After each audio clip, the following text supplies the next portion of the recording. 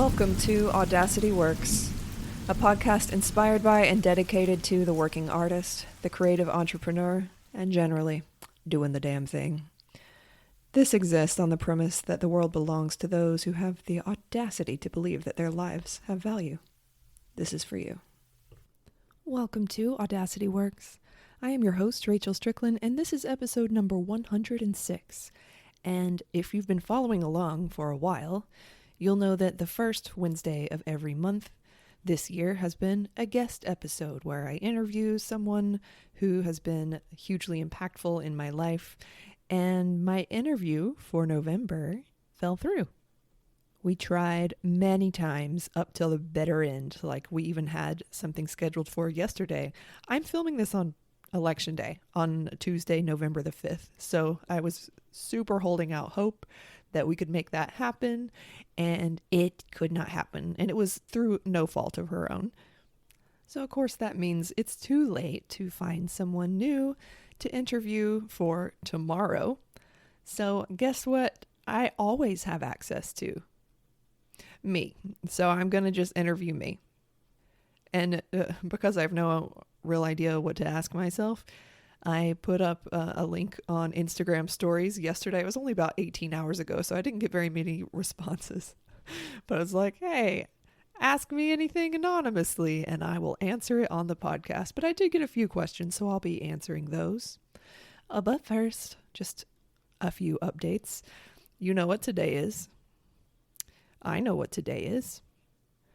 If you are an American, we're all in this together, and I know that the tension is palpable.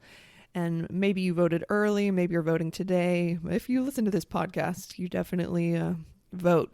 I would say that you vote, because we all know what is at stake. So my husband, he just walked in and he's like, I made a fresh pot of coffee. I refilled your water jar. Let's just get through today. I'm like, yes, let's get through today. Luckily, I have a day full of meetings. I'm giving a tarot reading. I am teaching class for the Audacity Project, and I have some one-on-ones with participants of the Audacity Project. I call them tater tots because it's cute. So luckily, and I'm recording this podcast, so Mama's got shit to do. Mama's got things to distract her, and for that, she is very, very grateful. And if you're not an American, you probably feel the tension too. I have heard from at least 5 of my friends in Europe just saying, hi, thinking about you. Good luck today. We will be watching with trepidation as well, and with hope. So now we hope. I mean, if you haven't voted yet, go vote. You can't vote if you're listening to this because it's the day after. So let me amend that. Now we hope. I'm not even confident that we're going to know the results of the election by tonight. Mostly basing that on Sharon Says So. That's Sharon McMahon. I think I'm saying her name correctly, but she was introduced to me through the Movement Maestro, and I love her content. She calls her followers the governors, and she's just incredibly knowledgeable about American politics and the history of American politics. And she comes at things from such a position of neutrality while also making it clear that she gives a shit. So I really love learning from her, especially about like the minutia and the details of American politics and the voting system, which honestly can be really fucking confusing. So she's doing the good Lord's work. Or she's doing the goddess's work. It's however you want to hold that in your mind. I'll put a link to her in the show notes if you want someone who has proven herself to be an incredibly decent human being, very knowledgeable and very kind, to follow about politics that isn't fear-mongering, but is just facts. So I'll put a link to her in the show notes if you'd like to follow her and get that kind of information so that you have access to that. So while I've heard on several fronts, because of many reasons, we don't expect the results to be in by tonight, and it could be days later, as it was last time. It was days later. So just take care of yourself, my friends, and do what you can to regulate your nervous system. I have been finding I've had a significant amount of anxiety in my life lately. Someone that I love was assaulted by a gang of angry young men. It was a man, and I'm going to leave him nameless for his own privacy, but that'll do it. That'll make you nervous. That'll bring you a whole host of things to be worried about, not the least of which is like to be worried about these like man children. They were boys. They were like young. Anyways, I don't want to get into the details of like a horrible story. It's just something that I've been processing, and the whole name 5 things you can see, name 4 things you can hear, name 3 things you can smell. I'm not sure if that's in the right order. I'll see if I can find like a handy little post for it or instruction for it, because that's like anti-panic attack 101. Like, just do those things and keep doing them, and it really does help put the dragon back in its cage. Okay, so for lack of someone to interview, I'm just gonna interview myself. I don't know what to ask, but I got a couple of anonymous questions through that. It's called, what is this called? NGL. I guess that stands for not gonna lie. And you can send anonymous messages to people and ask questions. It was pretty popular for like 5 minutes, like a year ago, I guess. I don't know. I never used it, so I thought I'd use it today. Most of the questions I got are not really usable, but I'm going to do my best to read them anyway. Okay? Question number 1. Any advice for someone who spent their life believing they weren't a creative person? I've recently accepted that there's no such thing, but finding it hard to adjust. This is a great question, and you've already done the hard part, because accepting that all people are creative and creativity is a natural function of being human is step 1. So you did the hard part already. So I think the next thing to really unpack here are your expectations around what a creative person is. You've had a picture painted for you societally and through media, and you didn't even know that was happening. It's pretty subversive, like most conditioning about things creative people are like, and what they're definitely not like, and that you're either a left brain person or a right brain person. And let me see if I can just take a guess here. So let's paint the cliche picture of the creative person as taught to us by societal conditioning. Okay, they're probably left-handed, almost certainly neurodivergent in one way or another. Maybe they're really messy. Maybe they have a penchant for drama. They like to be in the center of attention. If you go into their house, there's just like weird shit everywhere, and a sink full of dishes, and their relationships are all in an upheaval and a mess. How am I doing so far? Oh, also, they have to look the part, so they need to like be wearing a big floppy art school student hat and unusual clothes. They're night owls. They probably stay up till 3 a.m. They could probably lock themselves in their studio apartment and write a New York Times bestselling novel in like a week while high on cocaine. Or maybe they wear those poet shirts with like the really open neck so that they get tuberculosis, and they spend their time writing epic poetry and looking out of the window at the rain and sighing. I think I'm doing pretty good. Am I doing good? So those are just a bunch of cliches, right, that have absolutely nothing to do with living a creative life or being a creative person, because as we've already established, creativity is a fundamental human function. I think it's only the expectation that it should present a certain way and be used in a certain way is why we get into trouble and why people think that they're not creative.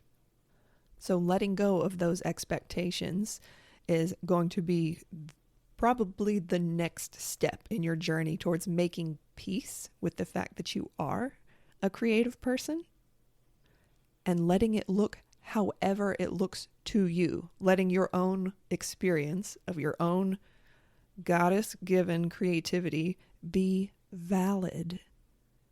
And in doing so, you will have achieved one of the most important things for any creative person, which is all people, to do, which is self-validation. Let me reword that, okay? Because it's all people are creative, but not everyone creates. And I don't just mean art. I could even mean content or offerings, like coaching offerings to sell or recipes to make. If you're going to create with your creativity, then the ability to self-validate is going to be enormously bolstering. And that just means, of course, accepting that your experience of your own creative process is valid, and not only valid, but the most valid it could possibly be for you, without looking for external validation from elsewhere, etc. Whatever it is that you're creating, so much of the act of creating is simply an ability to see what could be possible. This is the reason why artists and thinkers are upheld as the as the driving force behind a culture, because instead of seeing limitations and arguing for limitation, they see possibility. Possibility for beauty, possibility for catharsis, possibility for disruption, possibility for ease. All the possibilities. Your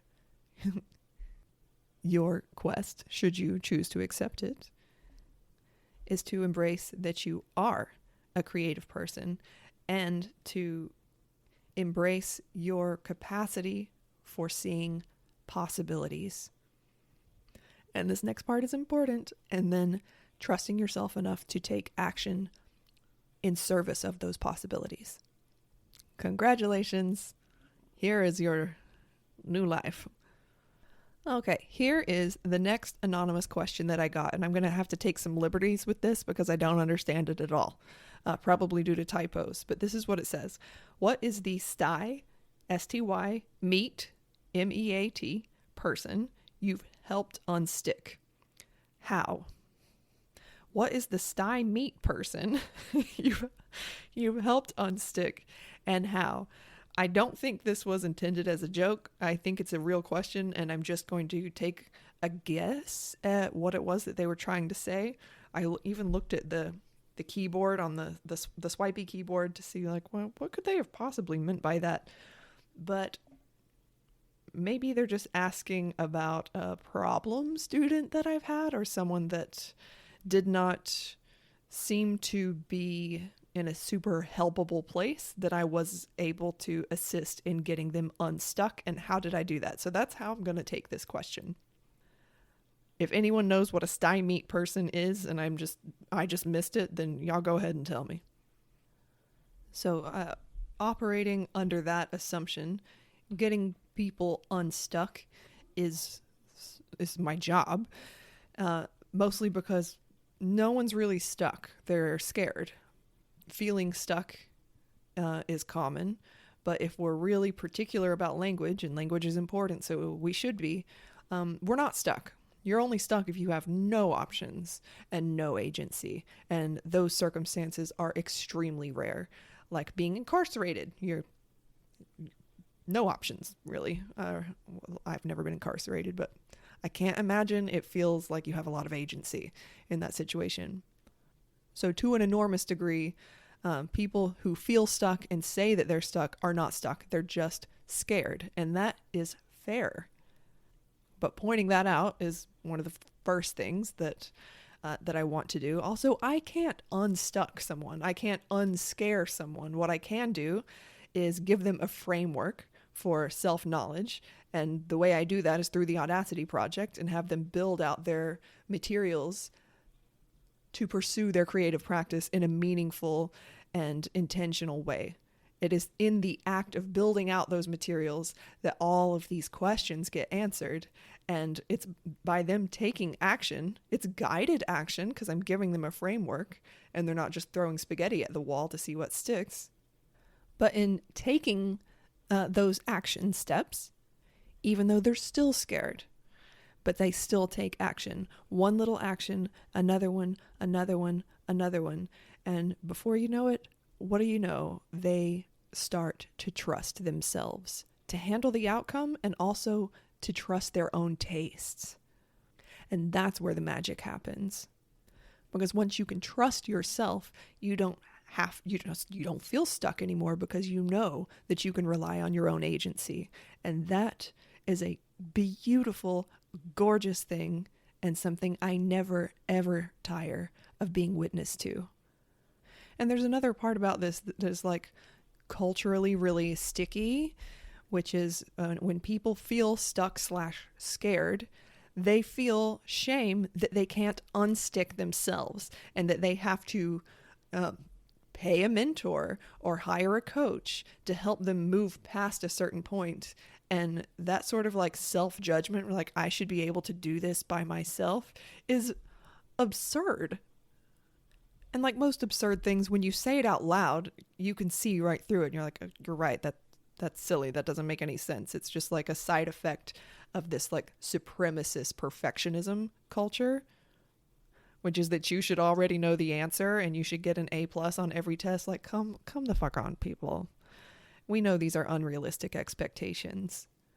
And if you can find someone that you trust and you like the sound of their voice, you're picking up what they're putting down, and you feel that they could help you get past a plateau, why wouldn't you want that assistance? I know I would, and I have taken advantage of it many times and plan to do so for the rest of my life. I love getting help. Give me all the help. I need the help. I want it. I want to use other people's brains and knowledge and expertise, because please do not let it all depend on me figuring it out for myself. And you don't have to either. So that's my answer to the question. I provide a framework for helping people to feel unstuck and unscared.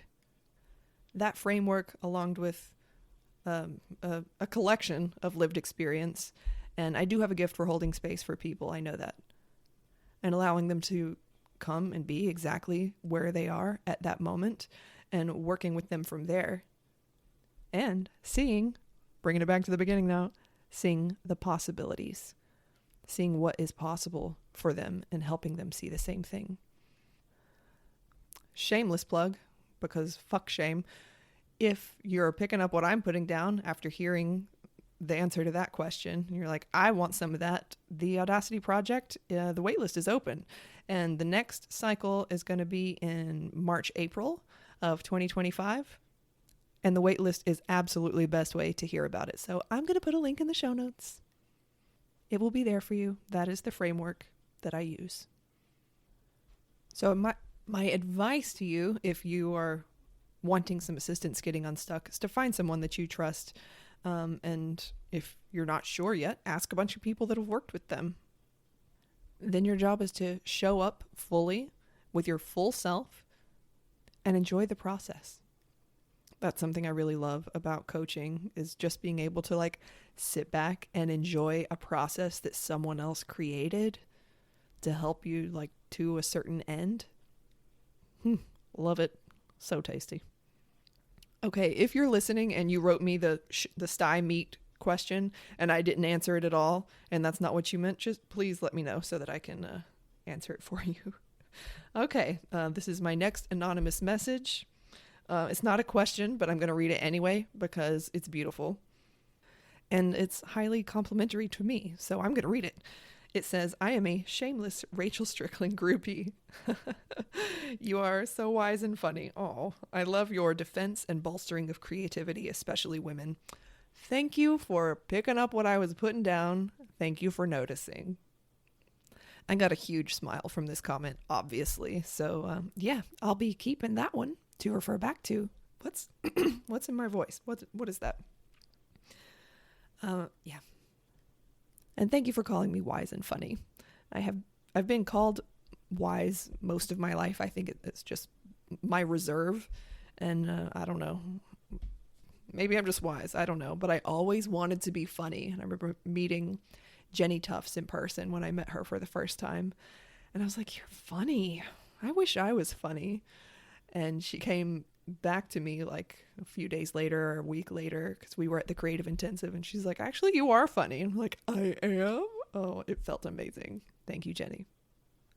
Okay, and I only got one more anonymous question, and it reads, I'm going to my first ever aerial retreat with Ash in 2 weeks. Any advice? Sincerely, a panicked person who doesn't feel qualified to be there.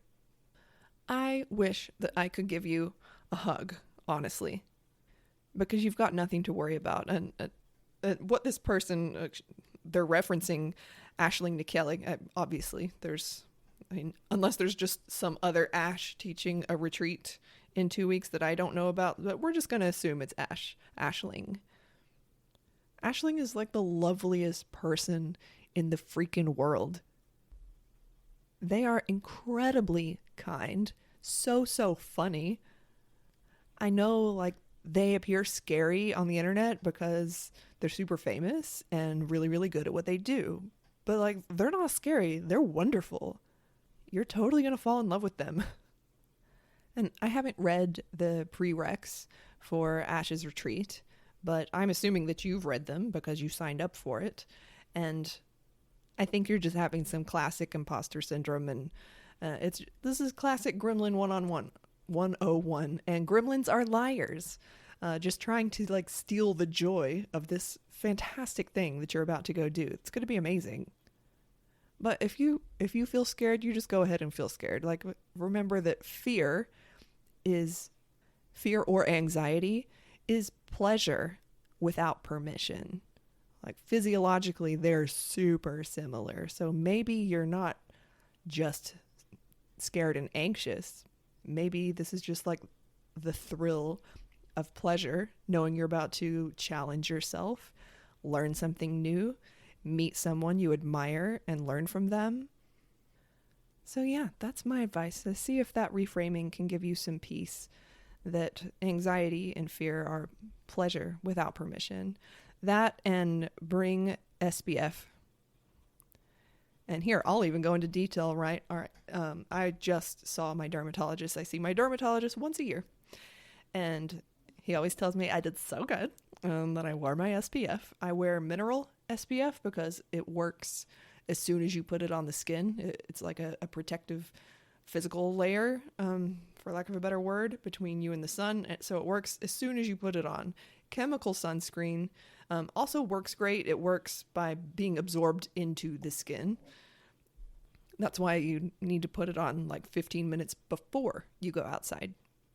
So the only thing about mineral sunscreen is that you're probably going to need to reapply it more often, especially because it can get rubbed off, especially if you're rolling around on a hoop or something. And yeah, you might want to test that out before you take me at my word there, because I don't do naked hoop, and Ash only does naked hoop the last time I checked.